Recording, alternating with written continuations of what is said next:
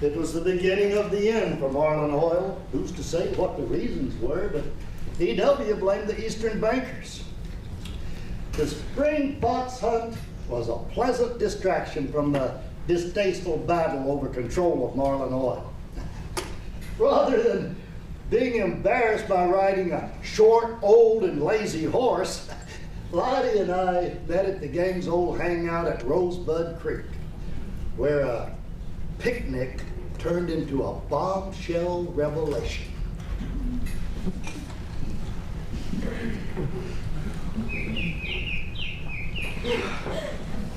Charlie, I'm getting married. You're surprised, I see. I am. That's great. I just had no idea you were even seeing anybody. I don't think anybody does. Well, what do George and Mr. Marlin think? George doesn't know. Isn't that Joe Davidson? You know, Elizabeth was just telling me the other day. It's not Joe. Oh. You can't tell anyone. You can't even tell Elizabeth. You will promise, won't you? Oh, sure. Charlie, I'm marrying Mr. Marlin. Please don't. Please don't look at me that way. I can't bear you looking at me that way. I expect it from everyone else, but not from you. Oh, please, it's too much. How, Heidi? He's your father. He's not really my father, Charlie. I'm the niece of Mrs. Marland. I'm of no blood relation to Mr. Marland. And you know better than anyone, he never really treated me like a daughter. But he is old enough to be your father. And you are Lottie Marland. You are legally his daughter. I am 28. Lots of 28-year-old women would marry a handsome millionaire of his charms. And, well, you know he seems much younger than his age. This will cause a stir, you know. I know.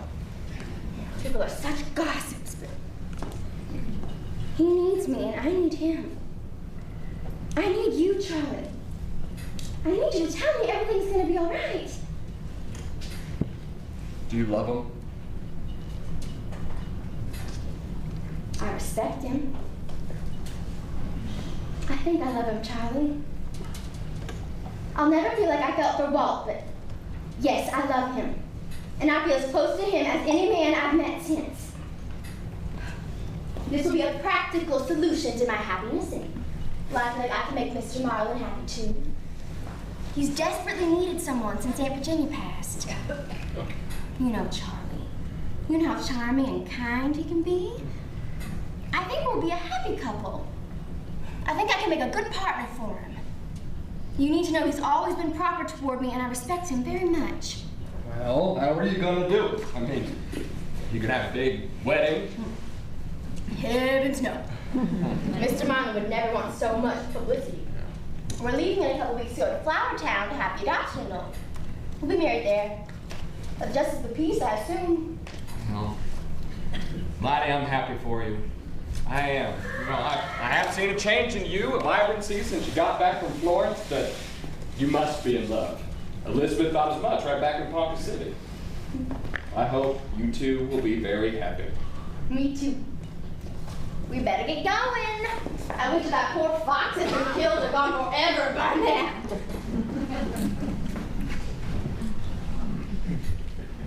In 2 weeks, Lottie Marlin had an extraordinary day.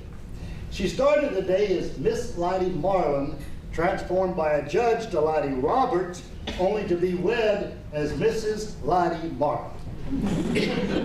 After an extended honeymoon through Canada, Lottie moved into the palace on the prairie to live out her fairy tale dream. The dream didn't last long, however. Soon after the Marlins got back into town, E.W. lost control of his beloved Marlin Oil. The couple had to abandon the palace on the prairie and move into more modest quarters on the estate. Never one to give up, E.W. ran for and won a congressional seat representing north central Oklahoma and Washington, D.C. In 2 years, he was poised to run for governor of Oklahoma.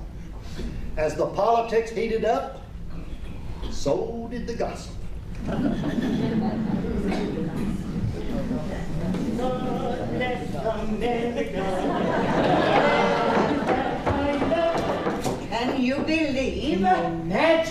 Mr. Marlin could actually become governor. With this depression going on, we need something. Oh, but Lighty, can you believe? Can you imagine? Especially after what happened to poor Walt Johnson. It makes sense now. I don't like to talk, but... I know exactly what you mean. Oh.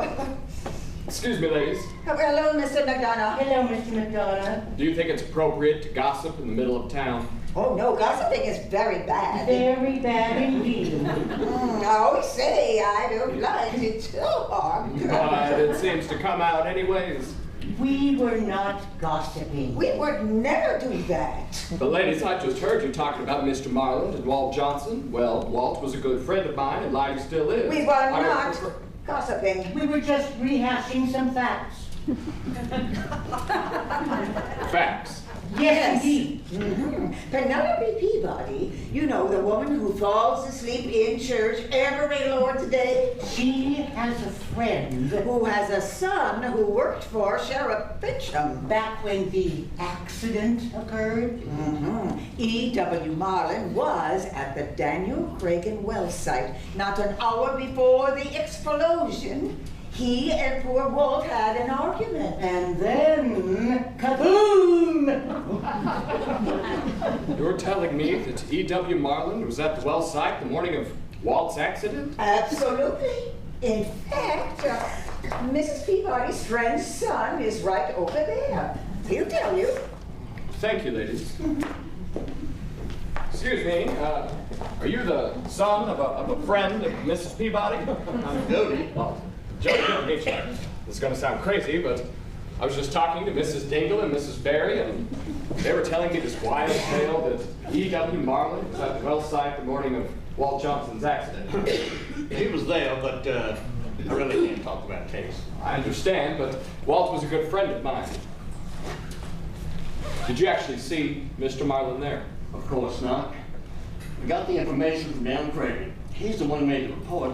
He was the only person there. But did the sheriff investigate? I mean, what was done? Like I said, I really can't talk about a case. Talking about E.W. Marlin is not good business around here. Listen, E.W. Marlin may be the next governor, and he's marrying a friend of mine, and you are insinuating that he was at a potential crime scene. You can tell me now or answer to a subpoena. I don't know nothing. If you want to know what happened that morning, talk to Craig. Craig? He's moved to Texas, but you didn't hear it from me.